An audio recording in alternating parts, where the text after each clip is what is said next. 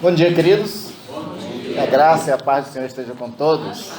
Maravilha ver a igreja cheia, assim, bonita. Pessoas muito bonitas. Queremos agradecer a presença das pessoas que estão nos visitando. Tem aqui os irmãos do Coral de Araraquara, que estão nos visitando, aí contribuindo com a liturgia do culto. Mas queremos agradecer a presença também de Ribeirão Bonito, que está presente aqui. Ribeirão Bonito tem um carinho muito grande por nós temos por eles, então sempre está fazendo trabalho juntos, né? Isso é muito bom, né? Outras pessoas que nos visitam, sejam bem-vindas nessa manhã, e também quero dar boas-vindas aos pastores que estiveram conosco, estão conosco nessa manhã. Me perdoe o erro, mas eu esqueci o nome dos irmãos. Podiam... Presbítero Djalma. É presbítero, pastor? Presbítero é o homem das finanças, do presbitério, do ensino, daqui a pouco vai ser da G também, né? E também está conosco o presidente do presbitério, o reverendo Francisco, também está conosco nessa manhã. E quero aproveitar já o ensejo para convidar o reverendo José dos Passos. Ele é presidente do sínodo e ele vai ser o nosso mensageiro nessa manhã. É o homem que Deus vai usar para falar aos nossos corações.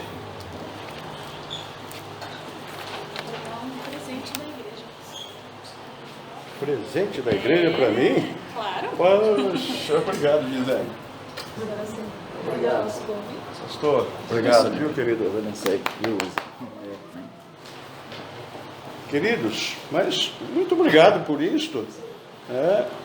Eu estive aqui há 3 anos atrás, né? Quando foi iniciar aqui a congregação de uma maneira oficial, o Senhor me deu a oportunidade naquele dia de aqui estar junto com os irmãos, né? Em memória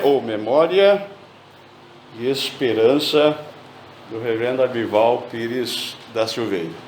Eu acho que aqui está dos grandes ensinadores da igreja para cada um de nós, né?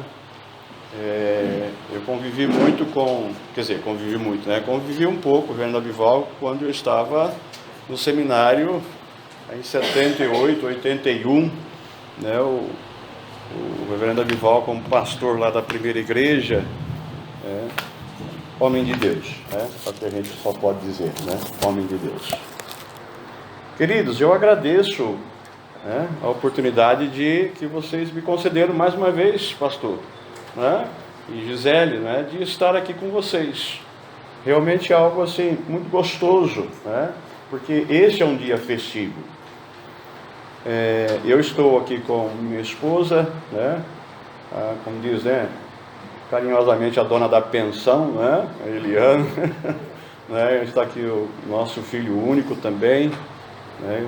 Louvado seja Deus porque Ele nos concede, né? A minha aljava não está bem cheia, mas está bem representada na graça do Pai. Queridos, eu quero abrir, que você abra a sua Bíblia comigo em Atos dos Apóstolos, capítulo 11, versos 13 e verso 14 apenas. Atos dos Apóstolos, capítulo 11, versículo 13 e versículo 14.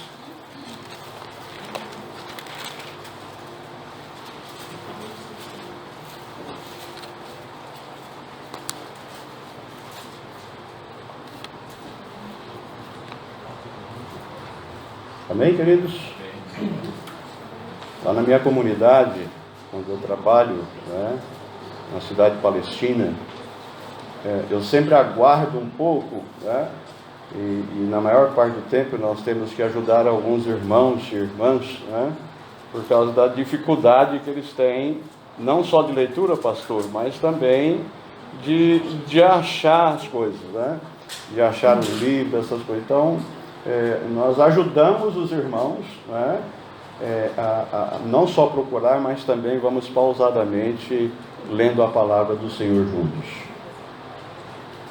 E ele nos contou como vira o anjo em pé em sua casa e que lhe dissera: envia a Jope e manda chamar Simão, por sobrenome Pedro, o qual te dirá palavras mediante as quais serás salvo, tu e toda a tua casa.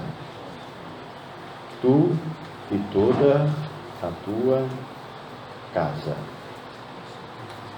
Palavra do Senhor, né, para os nossos corações, né, nesta manhã. Queridos, eu venho de uma família que não é cristã. Minha mãe ainda vive. Uma vez ou outra ela foi comigo à igreja. Uma vez ou outra, isso já faz muito tempo, igreja. Meus irmãos também não são da igreja. Hoje, de vez em quando, ouço um ou outro dizer: olha, eu estou indo à igreja. O outro, às vezes eu me batizei na igreja e de repente desbatizei, sabe essa história toda, né? Deixa a igreja, mas sempre vou ouvindo essas histórias acerca de minha família. Então, quando eu olho na perspectiva bíblica, né, se nesta direção, eu não posso dizer como Josué disse lá atrás, né, que eu e a minha casa serviremos ao Senhor. Incluindo aqui o meu pai, incluindo minha mãe, incluindo todos os meus irmãos. Não posso dizer também a família um pouco maior para trás, não é? Porque uns estão para cá, outros estão para lá, e assim nós temos uma diversidade de fé e de esperança em cada família que se formou, né? Na família, na ascendência aí de cada um de nós. Mas eu posso dizer que eu e minha casa servimos ao Senhor hoje, que é minha esposa, eu e o meu filho. E você, meu irmão, pode dizer isso também? Que você e sua casa servem ao Senhor? Isso é algo muito sério, porque muitas vezes, né, a gente está junto, temos uma família, mas nem sempre a nossa família está junto da gente. E aí a gente vê na igreja, por exemplo, um pai que vai à igreja, o filho não vai, ou o filho que vai na igreja, o pai e a mãe não vai, né? E aí a gente acaba se encontrando como que sozinho na igreja. Então, quando eu chego à igreja, não é, sozinho, né? E eu chego à igreja, né, agradecendo por tudo que ela fez por mim. Então, é com muita propriedade que eu digo que a igreja é o melhor local para se estar. Eu não estou sozinho na igreja. Na igreja eu tenho pais, na igreja eu tenho mães, na igreja eu tenho irmãos, tenho irmãs, na igreja eu tenho tudo que eu preciso. Pode não ser o mais perfeito, mas eu tenho tudo. Eu chego a ter avó, né? Eu chego a ter bisavó, não é? Bisavô, e assim por diante. Eu tenho tudo na igreja. Então, olhando nessa perspectiva, não é? Quando a gente olha para a palavra do Senhor, nós descobrimos e até cantamos aqui, que nós somos uma família. Uma família não pequenininha, mas uma família grande, não é? Uns estão aqui em São Carlos, outros estão lá em Rio Preto, outros estão lá em Campinas, outros estão em São Paulo. Quer dizer, nós temos uma família muito grande, e onde a gente chega, nós nos identificamos por causa da fé e da esperança que habita em nossos corações. A fé que um dia, pela qual nós somos chamados, né, à presença do Senhor, e ao mesmo tempo nós podemos até agradecer por tudo isto. Mas isso já vem de longe, né? Nossa família é uma família meio longínqua. O primeiro momento que nós temos na nossa família é quando Deus diz lá para o servo, né, sai da tua casa. Uma coisa gostosa, né? Sai da tua casa, vai para uma terra que eu vou te anunciar, porque em você serão benditas ou abençoadas todas as famílias da terra, das quais nós somos abençoados aqui hoje. Ó, quantos anos, quanto tempo tem isso para trás? Mas a promessa de Deus é uma promessa verdadeira e uma promessa que se cumpre fielmente. Por isto o servo diz, né? Em quantas são as promessas de Deus, nelas nós temos o sim de Deus. E se Deus prometeu que abençoaria os seus servos, os seus filhos lá atrás, Ele diz assim que continua nos abençoando aqui hoje e vai continuar abençoando amanhã e depois. Nós vamos passar, mas nossa descendência vai continuar. E os filhos de Deus continuam. Então, a promessa de Deus é algo assim, é algo muito, muito forte para as nossas vidas. Em Isaías 45:17, ele diz assim: Israel, porém, será salvo pelo Senhor com salvação eterna. A salvação de Deus, a concessão da salvação do Pai, era uma salvação para todos aqueles que faz parte do seu reino, faz parte do seu chamado, faz parte da sua vontade. E se você está aqui, meu irmão, é porque Deus te chamou e é vontade dele. Eu jamais vi uma pessoa que vem obrigado na igreja e de repente ele permanece ao longo do tempo. Mas ele vem é pela graça de Deus que atua nos corações das pessoas, inclusive os nossos. Então, Deus salva o seu povo com uma salvação eterna. Em Marcos 16:16 diz assim que quem crer e for batizado será salvo. Quem crê vai ser batizado. E lá em João 1,12 diz assim, que todos aqueles que aceitaram a Jesus se tornaram filhos de Deus. Você precisa crer. É o ato de crer que vai fazer toda a diferença. Por isso lá em Hebreus diz assim que é impossível que uma pessoa que não creia compareça e viva diante do Senhor, porque é necessário que ele creia. Sem fé é impossível agradar a Deus. Então, queridos, se nós estamos aqui hoje é porque Deus nos deu essa rica oportunidade de crer.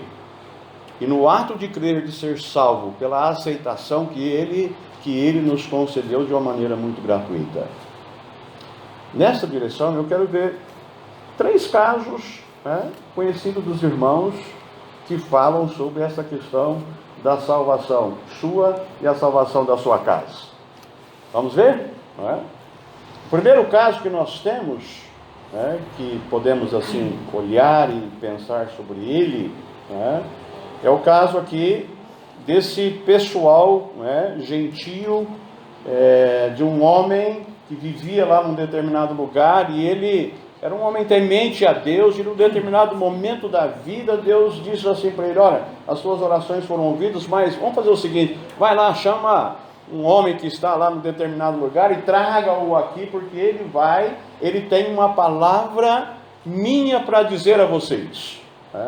Tanto que no versículo 14 que nós lemos, diz assim: envia a Jope, manda chamar a Pedro, ou chamar a Simão por sobrenome Pedro, o qual te dará palavras mediante as quais serás salvo, tu e toda a tua casa.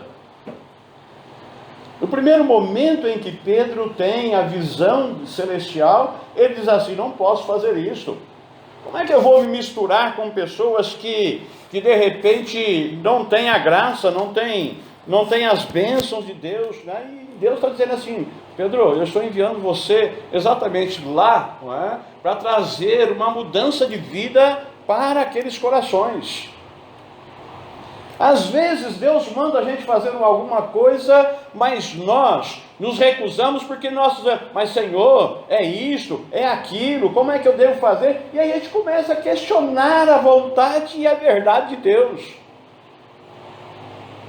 Quando Paulo se converteu, naquele momento crucial da sua vida, e ele é enviado lá a um determinado lugar, a uma determinada rua, quando Deus vai falar lá com o Ananias, ele fala assim: mas Senhor, esse homem é um perseguidor, esse homem é um aprisionador, e o Senhor quer que eu vá lá? Mas eu estou te mandando você, vá, faça a obra. E ele vai, e quando ele chega lá, ele encontra o Paulo e diz assim: olha, eu fui enviado por Deus e eu sou o enviado que vai permitir que a partir daqui você continue a vida cristã. E o que me chama a atenção nisto aqui, logo após, não é, aquele momento, aquele encontro memorável, né, de Paulo com Ananias, Ananias com Paulo, o Paulo diz que 3 dias depois, o que ele está fazendo? Pregando. 3 dias depois, Paulo está pregando. Uma confusão tremenda. Problema grande começa a acontecer porque naquele momento e naquela situação, há como que uma revolta contra ele, tem que sair correndo dali, e aí começa o ministério de Paulo. Mas aí Deus havia dito lá para o Ananias: olha, esse é um vaso especial, é um vaso escolhido, e ele vai aprender, não é, o que é sofrer pelo meu nome. Interessante isso, né? Porque ele é um vaso escolhido, ele sofrerá. Uma das coisas que nós não queremos na nossa vida hoje é sofrer, não é verdade? Ninguém quer sofrer, né? Mas ele estava sofrendo e sofreu a vida toda e teve uma morte horrível, não é? Podemos assim dizer, em nome de Jesus. Ele diz assim: eu estou indo para aquela cidade e eu sei que eu não vou mais ver vocês, mas eu estou indo. É igual Jesus, né? Jesus estava indo, parou lá num determinado lugar, não deram pouso, não deram assim algo digno para Jesus, porque viram que ele estava decidido a ir ao local onde ele seria morto. Que Jesus está pedindo para você que seja fiel. Não pare, não desista, porque ele tem coisas grandiosas na sua vida, meu irmão e minha irmã. E ele te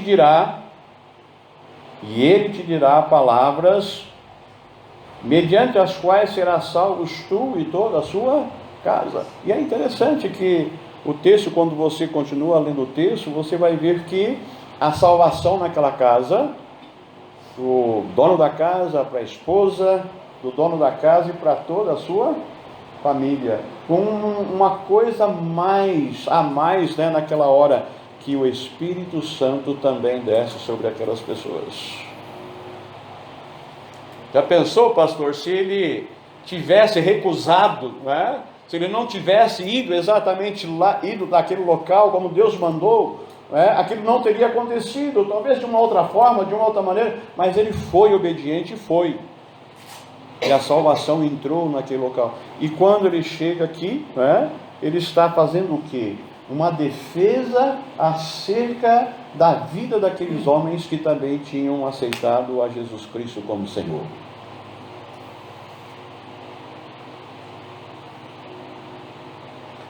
Um outro caso que nós não podemos nos esquecer, e que é bom lembrar, que é aquele homem lá do carcereiro de Filipos, Os irmãos se lembram do carcereiro? O que aconteceu com o carcereiro? Qual era a situação do carcereiro? Ele recebeu 2 presos lá, e a ordem que foi dada para ele foi essa, Olha, tem que ser muito bem vigiado. O que ele fez? Levou lá para o interior da prisão, aprisionou aquelas pessoas com correntes, e como era de costume da época, certamente, e aí ficou lá no seu canto, e por volta da meia-noite aconteceu um fato interessante. Os irmãos se lembram qual foi? O que eles estavam fazendo na prisão, aqueles 2 prisioneiros? Orando e cantando. Orando e cantando. A Bíblia fala que nós devemos vigiar, não é? Que nós devemos orar de uma maneira incessante. Lembram da viúva que incessantemente se colocou, diante de Deus por sua causa, e aquele juiz dizia assim: eu não temo a Deus, não temo ninguém, e aquela mulher continuou lá orando, e de repente aquele homem falou assim: eu não temo a Deus, mas eu vou fazer isso. Ou seja, muito pode por sua eficácia a oração do justo. Muito pode por sua eficácia a oração do justo. E nós temos dificuldades muitas vezes de crer, na ação de Deus. de crer no mover de Deus quando efetivamente nós oramos.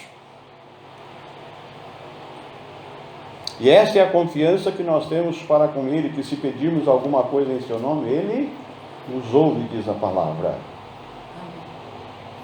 O Senhor estará ouvindo a nossa palavra. Por volta de meia-noite, orando e cantando, os grilhões se quebram, as correntes se quebram, as portas da prisão se abrem, e aquele homem, vendo tudo aquilo, ele tira a sua espada, o melhor caminho era o suicídio, porque certamente ele morreria naquela hora, por ter os prisioneiros em fuga.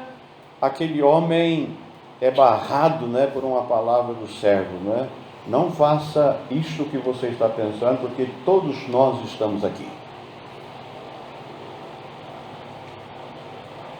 E os irmãos já sabem aquilo que aconteceu. O homem pega os servos, cuida deles, leva para a casa deles, e o resultado é conversão daquele homem, da sua esposa e de toda a sua casa.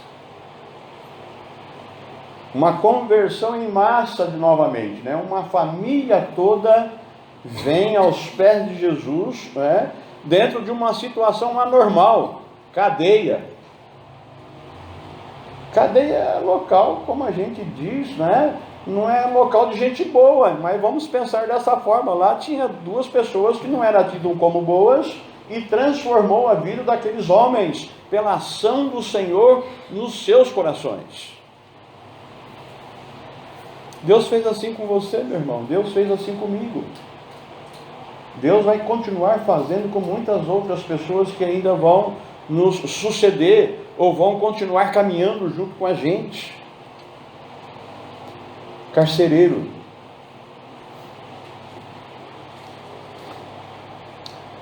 Mas tem um outro caso aqui, Esse já não é um caso de conversão em massa, mas era algo que literalmente já estava acontecendo. Os irmãos se lembram de Timóteo?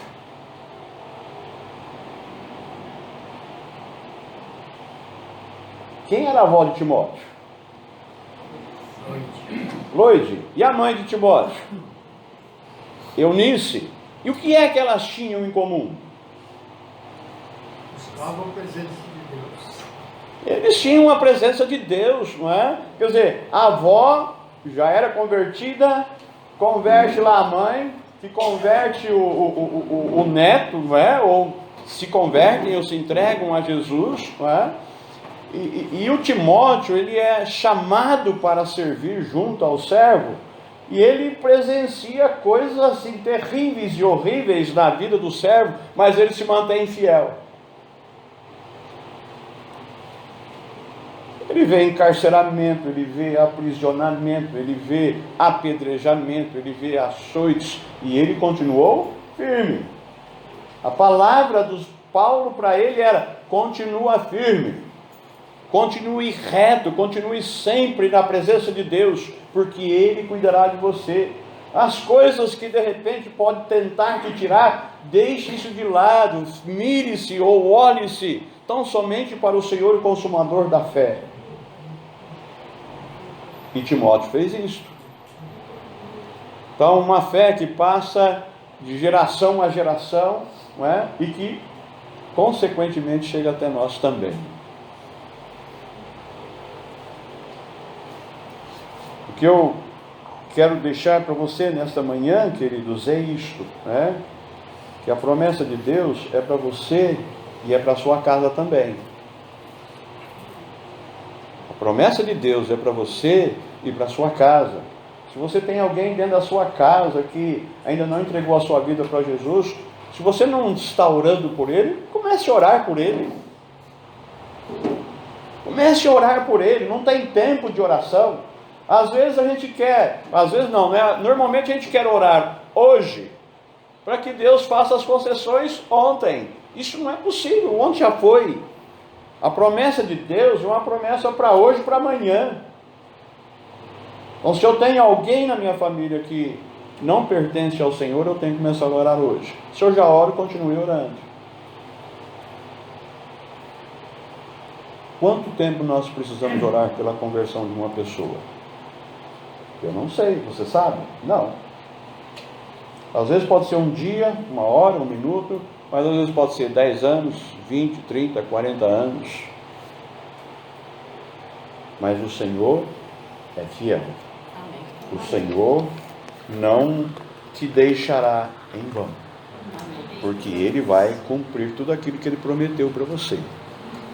E Ele diz assim: e eis que eu estarei com você até a consumação do século. Haja o que houver.